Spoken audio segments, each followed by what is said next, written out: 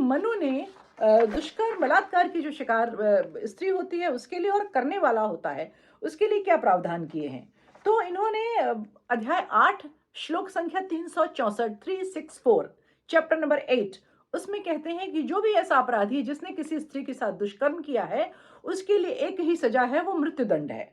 तो उसके बाद फिर श्लोक संख्या 372 372 अध्याय 8 आगे वो कहते हैं कि जो रिपीट ऑफेंडर होते हैं, जो ऐसे काम में एक से ज्यादा बार पता चला उन्होंने कर दिया और वो पकड़ में नहीं आए थे, ऐसे लोगों को एक लोहे का प्लेटफॉर्म हो जिसके नीचे लकड़ियां रख के आग लगा दी जाए और उसमें उस आदमी को बांध दिया जाए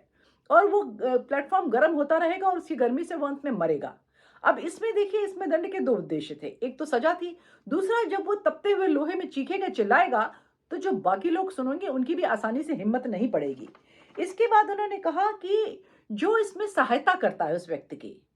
अध्याय 9 श्लोक संख्या 332 में कहते हैं कि उसकी सहायता करने वाले को भी दंड मिलना चाहिए। उसके बाद वो कहते हैं कि अगर कोई स्त्री उस कन्या को, लड़की को, औरत को, स्त्री को जिसको बहला फुसला कर ले आती है और यहाँ फंस जाती है वो, तो ऐसा करने वाली जो स्त्री, मतलब वो भी बलात्कारी की सहयोगिनी हुई, तो अब चूंकि मनु स्त्रियों को मृत्युदंड कभी नहीं देते, रिकमेंड करते हैं, तो उस ऐसी स्त्री के लिए कहते हैं कि इसके बाल मोड़ दो, इसको गधे पे बिठा के पूरे शहर में घुमाओ।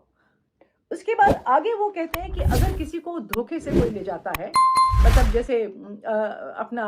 आइडेंटिटी चेंज करके या कुछ भी करके, या उसको नशे में ले जाता है और उसके साथ शारीरिक संबंध स्थापित करता है, ऐसे आदमी को, या अगर कोई औरत मना करे कि मैं इंटरेस्टेड नहीं हूं तुमसे, औरत अगर कहे मैं तुमसे बात नहीं करना चाहती फिर भी वो बात करे,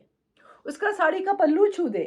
तो श्लोक संख्या 225 225 अध्याय 8 में, और इसी के साथ साथ और श्लोक श्लोक भी हैं जिनमें वो कहते हैं ऐसी सभी चीजों में भारी आर्थिक दंड होना चाहिए और देश से निकाल देना चाहिए। उसके बाद अब बात आती है कि जो लड़की के संग ऐसा हुआ उसका क्या किया जाए।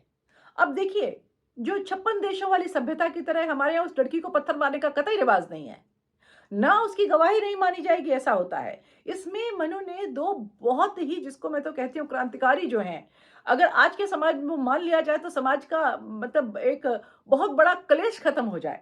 वो ये कहते हैं कि अगर औरत का कोई मसला है, स्त्री का कोई मसला है,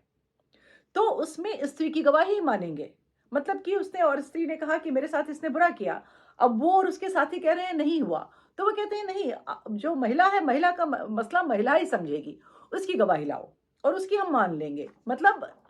ऐसा नहीं है कि उसी की गवाही पे ही होगा, पर पुरुष की गवाही के मुकाबले महिला का अगर कोई मामला है तो महिला की गवाही को ज्यादा इंपॉर्टेंस दी गई, क्योंकि वो ऐसा मान के चलते हैं कि एक स्त्री ही स्त्री के दुख को अच्छी तरह समझ सकती है। इसके बाद जिस स्त्री के संग दुष्कर्म हुआ, बलात्कार हुआ, उसका क्या होना चाहिए, उसके बारे में मनु ने और स्मृतिकारों ने भी एक बड़ी स्पष्ट राय दी है। उन्होंने कहा है कि जब उसको एक बार पीरियड्स हो जाते हैं तो उसके बाद वो वैसी ही हो जाती है जैसी वो पहले थी,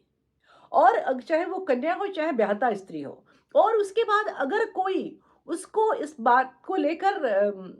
सिंगल आउट करेगा, उसके संग कोई दुर्व्यवहार करेगा, तो वो भी सजा का भागी होगा।